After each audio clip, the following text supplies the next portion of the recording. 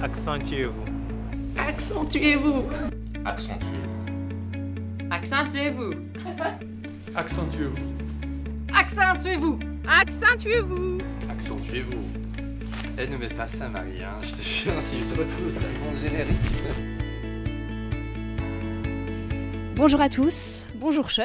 Bonjour. Comment ça va? Je vais bien, toi? Très bien, merci. Alors explique-nous un peu, toi, est-ce que tu es originaire de Winnipeg?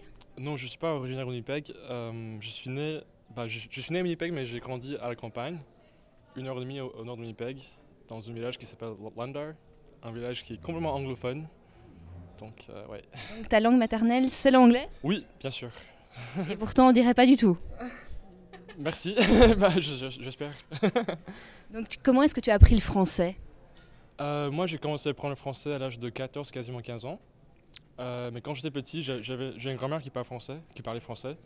Et elle me disait des choses comme, par exemple, mange ou cochon, des choses comme ça, juste des petites choses. Mais après, j'ai fini par changer d'école quand j'ai commencé la 9e année ici pour apprendre le français.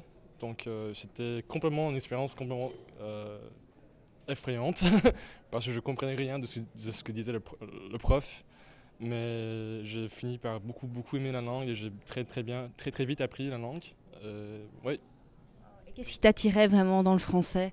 Le français, je pense que quand j'étais petit, j'aimais beaucoup cette image du français typique, genre un Parisien qui boit un café dans un, je sais pas, dans la rue comme ça.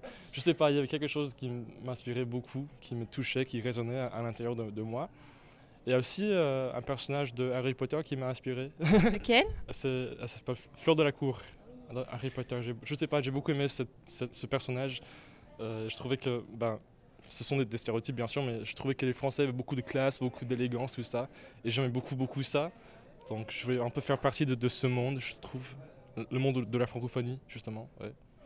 Alors explique-nous comment ça se fait que tu n'as quasiment pas d'accent. Enfin, on dit que tout le monde a un accent, mais en tout cas on ne sent pas l'accent anglophone. Je pense que ce qu'il faut, c'est l'écoute active, en fait. Mais quand j'ai commencé, c'est vrai que j'avais un accent assez anglophone au début. Je parlais comme ça, je prononçais mes airs comme ça, tout ça. Mais après, j'ai mis beaucoup d'efforts et j'ai écouté beaucoup de choses sur YouTube. Donc après, j'ai adopté l'accent canadien plutôt. Pas mal manitobain, un peu québécois. Donc je parlais comme ça, des fois avec canadien. Je sais pas, je peux le faire maintenant, mais je pense que... bref.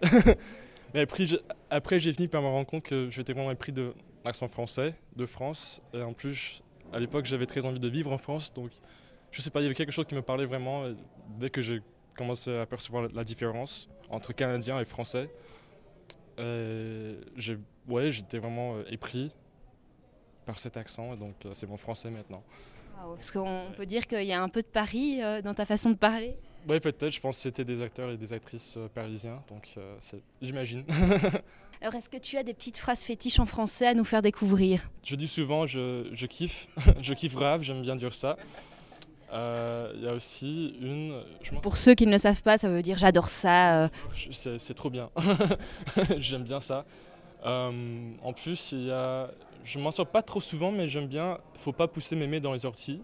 J'aime bien ça aussi, je trouve ça assez... intéressant.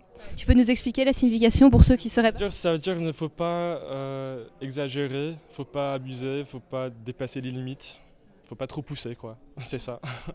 Et en fait, assez récemment, j'ai pris une expression belge, en passant, belge, d'une amie belge, elle m'a pris c'est nickel Marcel. Oui. Ça veut dire que c'est parfait, c'est bien. Tout à fait. Ouais, comme on dit aussi, ça rime, quoi. On pourrait dire aussi à l'aise Blaise. Oui. Nickel Marcel. Oui, on dit Marcel, c'est juste pour rimer, c'est pour donner les faits à cette expression. Merci beaucoup à toi, Adi. Merci à vous de nous avoir suivis. Et puis, vous le savez, mais cultiver son accent, c'est cultiver sa différence. Prenez soin de vous et surtout, accentuez-vous. À bientôt.